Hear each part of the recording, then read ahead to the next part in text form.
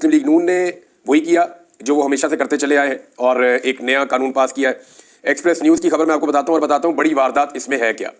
एक तो आप ये ले लें कि इसकी हेडलाइन है कि वफाकी काबीना ने सर्विसेज चीफ्स की मुद्दत मुलाजमत 5 साल और जजेस की तादाद बढ़ाने की मंजूरी दे दी है। और भी बहुत सारी चीज़ें इन्होंने की हैं, कारनामे तो बहुत सारे हैं, लेकिन ये 2 बड़े कारनामे हैं कि अब आपके जितने भी अफवाज पाकिस्तान के चीफ्स हैं, यानी आर्मी चीफ की अगर मुद्दत मुलाजमत 3 साल थी तो वो इन्होंने अब 5 साल कर दी है। आर्मी चीफ 5 साल तक रहेंगे, यानी उन्हें अगर रिटायर होना था 2025 में 29 नवंबर को मौजूदा आर्मी चीफ को, तो अब वो रिटायर होंगे इस कानून साजी के बाद 2027 में जाके 29 नवंबर को। लेकिन क्या ये मामला चल पाएगा, यहीं पे एक वारदात है। लेकिन पहले खबर आपको मैं सुना दूं कि वफाकी काबीना ने सुप्रीम कोर्ट में जजेस की तादाद 34 कर दी है। यानी पहले कहा जा रहा था 23 की जाएगी, फिर कहा जा रहा था 25 की जाएगी, और अब कहा जा रहा है कि जी 34 की जाएगी और 34 की मंजूरी दे दी गई है। वही कहते हैं जी पहले हम 6 बढ़ा लेंगे, फिर 8 बढ़ा लेंगे, तो ऐसे हम बढ़ाते चले जाएंगे। तो 34 तक जजेस दुगनी तादाद कर रहे हैं सुप्रीम कोर्ट ऑफ पाकिस्तान में जजेस की। और कर क्यों रहे हैं ये हम सब जानते हैं, क्योंकि हुकूमत चाहती है कि ऐसे जजेस की भर्ती कर दी जाए सुप्रीम कोर्ट ऑफ पाकिस्तान में, ताकि आइंदा 10-15 साल तक हुकूमत को प्रॉब्लम ना आए। ऐसे जजेस सुप्रीम कोर्ट ऑफ पाकिस्तान में मौजूद रहें जिनकी मौजूदगी में पीडीएम की सरकार या एस्टेब्लिशमेंट को कोई प्रॉब्लम ना हो और वो उन जजेस से अपना काम लेते रहे, एक तसलसल जो है वो इनका चलता रहे। बहरहाल अब उसमें यह बताया जा रहा है कि जनाब 34 जज हो जाएंगे और जितने भी आपके मिलिट्री के चीफ्स हैं, चाहे वो एयरफोर्स के होंगे, मेरे ख्याल में नेवी वाले भी और आर्मी चीफ भी, इन सब की मुद्दत मुलाजमत बढ़ जाएगी और इनकी मुद्दत मुलाजमत 5 साल हो जाएगी। पहले इनकी तैनाती 3 साल के लिए होती थी, तो यहाँ पे ये तरमीम भी कर दी गई है। इसके अलावा जो है वो 3 महीने तक 90 दिन तक किसी भी बंदे को उठा के गायब कर दो, सिक्योरिटी फोर्सेज को ये इख्तियार मिल गया। इसके बारे में फजल रहमान साहब ने बड़े सख्त बयान दिए हैं। फजल रहमान साहब पे वैसे क्या कहें, पहले भी बड़े सख्त बयान देते थे, लेकिन उनके बयान ही सख्त होते हैं, उसके बाद वो कहीं ना कहीं लचक पैदा करके कार्रवाई का हिस्सा बन जाते हैं। बहरहाल फजल रहमान साहब ने कहा कि 26वीं आईनी तरमीम की तौहीन आप कर रहे हैं और जमहूरियत के चेहरे के ऊपर आप कालक लगा रहे हैं। ये जो आप कर रहे हैं कि किसी को भी शक की बुनियाद पर 90 रोज़ अपनी तहवील में रखने और तहवील की मुद्दत में इजाफा करना मुल्क में सिविल मार्शल लॉ कायम करने के मुतरादिफ है। जमहूरियत के चेहरे पर यह एक धब्बा है। 26वीं आईनी तरमीम करते हुए कुछ चीज़ें तय हो गई थी और जो चीज़ें तय हो गई थी अब उनके बाहर आप क्यों जा रहे हैं। यानी ये आर्मी एक्ट के जो मामला थे, ये 26वीं आईनी तरमीम में इनको तब्दील करने की कोशिश की जा रही थी, लेकिन उस वक्त क्योंकि फजल रहमान साहब ने और पीटीआई ने इसकी मुखालफत की थी, तो हुकूमत ने कहा ठीक है ये चीज़ें छोड़ दें, बाकी चीज़ें करवा दें। अब यह वारदात क्या है आप ये समझे, फजल रहमान साहब को लगता समझ ही नहीं आई हुआ क्या है। ये जो आईनी बेंच हुकूमत ने बनवा लिया ना, 2 चीज़ें हुकूमत ने बड़ी अपने फेवर वाली मंजूर करवाई थी। एक जो जुडिशल कमीशन है उसके अंदर उन्होंने अपनी अक्सरियत पैदा कर दी। जुडिशल कमीशन का जो इजलास होना है उसको इस तरीके से कर दिया गया कि उसमें हुकूमत ने अपनी तादाद को बढ़ा लिया और हुकूमत चाहे तो जजेस की मर्जी के खिलाफ भी जजेस तैनात कर सकती है और आईनी बेंच भी बना सकती है। अब देखना यह है कि वहां पे जस्टिस याह्या अफरीदी साहब हुकूमत के साथ खड़े होते हैं या नहीं होते। उनका पहला टेस्ट अगर ये कहा जाए तो वो कल के दिन में है, तो पता चल जाएगा कि जस्टिस याह्या अफरीदी कहाँ खड़े होते हैं, आइन के साथ खड़े होते हैं, इंसाफ के साथ खड़े होते हैं, कानून के साथ खड़े होते हैं, या वो भी कंप्रोमाइज हो जाते हैं या कमजोर पड़ जाते हैं इस हुकूमत और इसकी फस्तायत के सामने। बहरहाल ये इस्लामाबाद हाई कोर्ट में भी कह रहे हैं जजेस की तादाद बढ़ा दी जाएगी। ये भी खबर एक जगह पे आई है कि 12 जजेस वहां पे भी कर दिए जाएंगे, ताकि जिन 6 जजेस ने खत लिखा है उनके अलावा दीगर जजेस भी तो होने चाहिए ना इस्लामाबाद हाई कोर्ट में। बंदों को अंदर रखना होता है, उन्हें कंट्रोल करना होता है, तो अपनी मर्जी के जजेस भी वहां पे भर्ती करने की कोशिश की जाएगी। हुकूमत की और एस्टेब्लिशमेंट की पूरी कोशिश है कि कुछ ना कुछ करके अदलिया को काबू कर लिया जाए।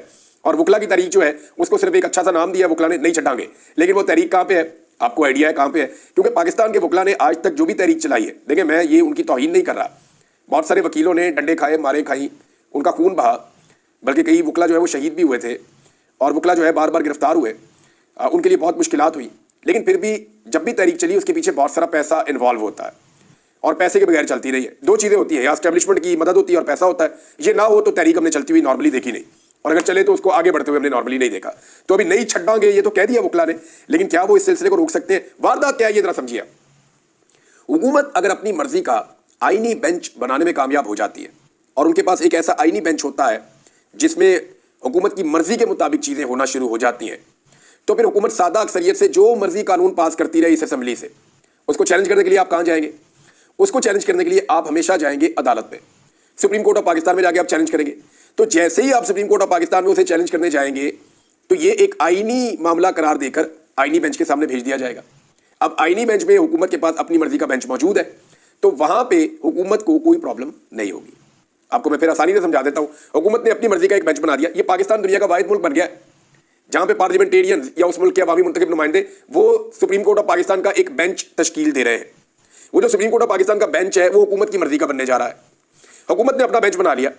अब इस हुकूमत जितनी भी कानून साजी या आइन साजी करेगी हुकूमत आज के बाद असेंबली में जो भी करेगी या जो भी ऐसे इकदाम उठाएगी जिन्हें लोग आइन और कानून के खिलाफ समझेंगे, जब भी कोई उसे सुप्रीम कोर्ट ऑफ पाकिस्तान में चैलेंज करने जाएगा, पहले तो जो है वो जाके भारी फीस जमा कराएं, फिर आप उसको सुप्रीम कोर्ट ऑफ पाकिस्तान में चैलेंज करें।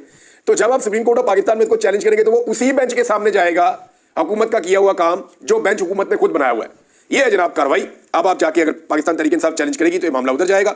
वैसे एक मामले में जो है वो ये रिमार्क्स भी आए कि वो मामला जो है वो आईनी बेंच के बगैर इधर भी रहने दें। जस्टिस मंसूर अली शाह साहब ने गालिबन ये बात की है, लेकिन अब कोई फायदा नहीं है। वकला की तहरीक भी अब अगर खड़ी होती है तो ऑलरेडी वो बहुत लेट है। लेकिन क्या ये सारी चीज़ें ऐसे ही चलेंगी? तो जवाब है कि नहीं। मेरे पास तो सादा जवाब ये है कि नहीं। पिछले 2.5 साल से सारा कुछ करके देख लिया, हर तरह की फस्तायत कर ली, बंदे उठा लिए, गायब कर लिए, टॉर्चर कर लिया, 10-20 हज़ार बंदा जेलों में डाल दिया। सारा कुछ करने के बावजूद IMF से पैसे मांग लिए, सब कुछ किया, क्या मुल्क चला? मुल्क के अंदर महंगाई पहले से ज़्यादा है, मुल्क की माशी हालत पहले से बदतर है, मुल्क के अंदर जो सरमायाकारी है वो तारीख की कम तरीन सतह पर पहुंच गई है, मुल्क के अंदर लॉ एंड ऑर्डर की सिचुएशन वो बदतरीन है। इस्लामाबाद के अंदर आज chief justice Islamabad high court ने कहा कि भत्ते की पर्चियां कराची की तरह इस्लामाबाद में मिल रही है। तो भाई ये सारी सिचुएशन मुल्क का बेड़ा गर्क ही हुआ है ना। तो 2.5 साल के तजर्बों में मुल्क का बेड़ा गर्क हुआ। अब तजर्बों में तेजी आई है, इसका मतलब है कि या तो ये पूरी तरह कंट्रोल कर लेंगे या फिर काम खराब हो जाएगा। उधर पाकिस्तान तहरीक इंसाफ ने फाइनल कॉल भी दी हुई है और उस हवाले से जो खबर आ रही है वो ये कि नवाज शरीफ साहब पहले ही पाकिस्तान से बाहर है, जरदारी साहब भी पाकिस्तान से बाहर है, सलमान शहबाज भी निकल गए पाकिस्तान से बाहर, जो वजीर आजम का सारा फैमिली का बिजनेस ये चीजें देखते हैं वो भी निकल ली है। अब ये सारे तो चले गए पाकिस्तान से बाहर। मरियम नवाज भी पाकिस्तान से बाहर जा रही है। हमाद अदर के बकौल बहुत जल्दी इसहाक डार भी चले जाएंगे। लेकिन मैं आपको एक चीज बताता हूं, पिछली मरतबा जब ये भागे थे ना तो सबसे पहले इसहाक डार साहब भागे थे।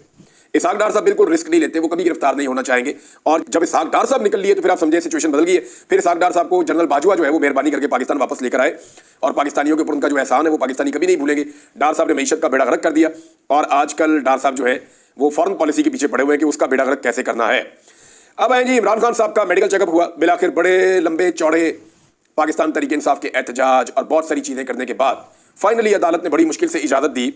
अब नवाज शरीफ साहब होते तो यही अदालत गारंटी मांगती थी, यही अदालत पूछती थी कि अगर मियां साहब को कुछ हो गया तो बताएं कौन जिम्मेदार है, कौन लिख कर देगा। ये अदालतों का रवैया था। आज इमरान खान को चेक करवाने के लिए, उसके चेकअप के लिए 2 हफ्ते से पाकिस्तान तहरीक इंसाफ और इमरान खान साहब की फैमिली टकरे मार रही है। डॉक्टर जेल के बाहर खड़ा होकर बाहर आ जाता है।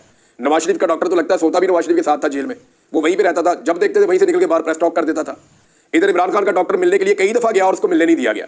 बहरहाल आज इमरान खान साहब के डॉक्टर्स मिले। डॉक्टर्स ने क्या कहा ये मैं आपको डॉक्टर की जुबानी पढ़ के सुना देता हूं और फिर मैं आपको बताता हूं कि एक्चुअली यहाँ मायूसी क्या है। इमरान खान साहब का अडियाला जेल में तिब्बी मुआयना मुकम्मल हो गया और उनकी सेहत को तसल्ली बख्श करार दिया गया है। डॉक्टरों की 4 रुकनी टीम अडियाला जेल पहुंची और ये जो रिपोर्ट है ये इस्लामाबाद हाई कोर्ट में पेश की जाएगी। पिम्स अस्पताल के 3 डॉक्टर थे और शौकत खानम अस्पताल के डॉक्टर आसिम यूनस ये इसके अंदर मौजूद थे और इन्होंने तिब्बी मुआयना मुकम्मल कर दिया और इन्होंने कहा जी कि इमरान खान साहब की सेहत जो है वो तसल्ली बख्श है। लेकिन इमरान खान साहब की बहन ने कुछ चीज़ें बताई हैं, उनमें एक चीज़ मैं आपको पहले बता देता हूँ, बाकी उनका स्टेटमेंट मैं आपको बाद में बताऊँगा, वो बड़ा इंपॉर्टेंट है। इमरान खान की बहन ने कहा कि इमरान खान का वेट कम हुआ है, यानी जो मसल्स के ऊपर जो मांस होता है या जो आपके गोश्त चढ़ा हुआ होता है, मसल बने हुए होते हैं। इमरान खान साहब मस्कुलर आदमी है, सारी जिंदगी उन्होंने वर्जिशें की है, ज़बरदस्त किस्म के स्पोर्ट्समैन है, अभी तक वो अपनी फिटनेस का ख्याल रखते हैं। गोली लगने के बावजूद जब मैं उनको एक दफ़ा मिला 2022 की बात है, जब इमरान खान साहब को गोली लगी थी 2023 में मौसम बहार के बाद, यानी जब गर्मियाँ शुरू हो रही थी, तो मेरी इमरान खान साहब से एक मुलाकात हुई थी। तो मैंने उनसे जब बातचीत की तो उन्होंने कहा यार ये जो सर्दियाँ गुजरी हैं इसमें, यानी हम पूरा साल सर्दियों का इंतजार करते हैं जो स्पोर्ट्स लवर्स हैं, और सर्दियों में फिर हम हाइकिंग करते हैं, एक्सरसाइज करते हैं, अपनी फिटनेस को जो है वो इन्हेंस करते हैं। सर्दियों में ज़्यादा एक्टिविटी करते हैं ना एक्सरसाइज करने वाले लोग। तो इमरान खान साहब ने कहा कि यार इन सर्दियों में मैं बिल्कुल नहीं कर पाया। तो वो इन चीज़ों को बड़ा अहमियत देते हैं। बहरहाल ज़हनी परेशानी और ज़हनी टेंशन का जो है वो अलीमा खान साहब ने बताया, और ये मैंने आपको पहले खबर दी थी कि इमरान खान साहब को ज़हनी तौर पर अजियत दी जा रही है। वो बड़े बड़े बल्ब भी मैंने आपको बताया लगाए वहाँ पर, ताकि बहुत सारे हशरात इकट्ठे हों, तो हर लिहाज से उन्हें तंग किया जा रहा है। तो उस ज़हनी अजियत की वजह से, यानी आपने देखा इंतजार पंजूता 25 दिन के अंदर उनकी क्या हालत हो गई। जब मैं कैद से वापस आया था, आपको याद है, मेरा कोई 25 से 30 किलो वजन कम हो गया था। ये जो कैद तन्हाई होती है ना, ये बहुत बड़ी ज़हनी अजियत होती है जब आपको बाहर से कोई इन्फॉर्मेशन नहीं आ रही होती। तो मेरे साथ ये हुआ था, मेरा बहुत तेज़ी से वजन गिरा था। इमरान खान साहब लगता है इस तरह के मसाइल का उनको शिकार किया गया है, और ये जो 10-12 दिन उनको अंदर बंद रखा गया लगातार, 5 दिन लाइट बंद रखी गई, और जिस किस्म का उनको ज़हनी टॉर्चर किया जा रहा है, इसमें आदमी के मसल्स का कमज़ोर हो जाना या उसका वजन गिर जाना, ये एक नॉर्मल चीज़ है। भारत इमरान खान साहब के डॉक्टर ने कहा इमरान खान साहब की सेहत ठीक है। अब ये बड़ी सख्त ज़हनी अजियत है इमरान खान साहब के मुखालिफिन के लिए। यानी सारे के सारे रवायती सियासतदान हैं, उनकी एक ख्वाहिश है कि इमरान खान किसी तरह मेडिकल ग्राउंड के ऊपर रिलीफ मांग ले। ये इमरान खान को रिलीफ दे भी देंगे, मुझे आइडिया है, क्योंकि इमरान खान ने अगर मेडिकल ग्राउंड के ऊपर रिलीफ मांगा, अब तक तो उन्होंने नहीं मांगा, अब तक तो वो डट के खड़े हुए हैं। और इतनी ज़्यादा उम्र होने के बावजूद 70+ है, इतनी ज़्यादा उम्र होने के बावजूद अगर एक आदमी टूट नहीं रहा और मेडिकल ग्राउंड के ऊपर बाहर आने को तैयार नहीं है या मेडिकल ग्राउंड लेने को ही तैयार नहीं है, और आज भी डॉक्टर अंदर जाते हैं और वापस आकर कहते हैं कि ही इज़ फिट, यानी उनकी जो है वो सेहत ठीक है, तो इसका मतलब क्या है? इसका मतलब ये है कि उनके मुखालिफिन के लिए ये खतरे की घंटी है। और इमरान खान साहब जो है वो किसी किस्म का, कुछ लोग कह रहे थे ना कि डील ले लेंगे, मेडिकल ग्राउंड्स तैयार हो रही है, जाके मुंह तो लो।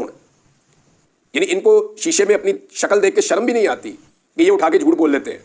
मैं आपको पहले दिन से बता रहा हूं कि इमरान खान का जब तक कोई जेन्युइन मसला नहीं होगा तब तक वो कभी भी किसी किस्म का मेडिकल रिलीफ नहीं लेंगे।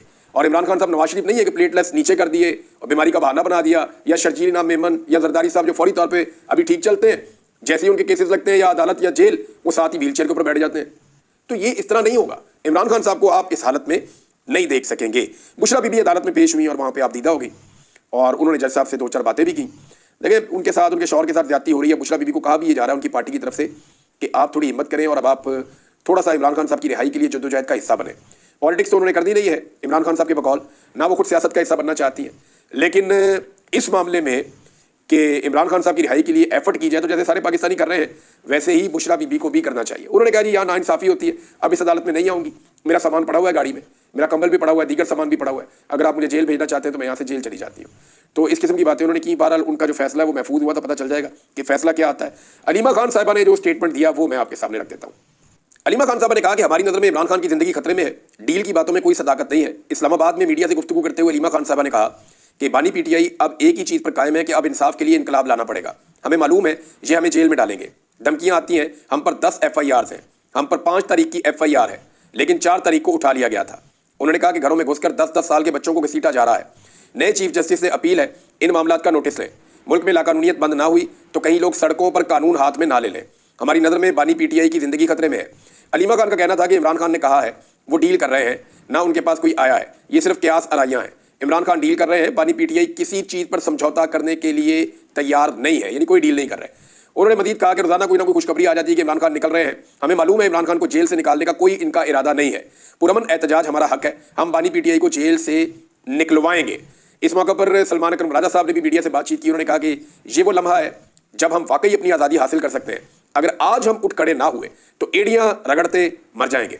चादर चार दीवारी का कोई तकद्दुस नहीं है। बानी पीटीआई ने आज पूरी कौम से इल्तिजा की है। सलमान अकरम राजा का मजीद कहना था कि हम 9 तारीख को स्वाबी में जलसा कर रहे हैं। 9 तारीख एक नई इब्तिदा होगी, ये कोई सियासी खेल नहीं, बका की बात है। हम सबको अपनी आज़ादी के लिए बाहर आना होगा। हमारी ये तहरीक बानी पीटीआई की रिहाई पर इख्तिताम पजीर होगी।